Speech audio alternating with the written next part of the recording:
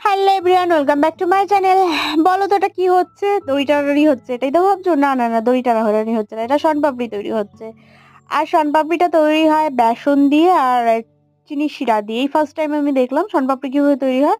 দেখো কিভাবে টানাটানি করছে। তো দেখে বেশ ভালোই লাগলো, ইন্টারেস্টিং লাগলো। মনে হলো তোমাদের সাথে শেয়ার করি ব্যাপারটা। হয়তো তোমরা অনেকেই দেখোনি, আমার মতন হয়তো দেখোনি, তো সেই কারণেই শেয়ার করা। তো এই পর্যন্ত থাকলো। ব্যাস, টাটা, আবার পরের শর্টসে দেখা হবে।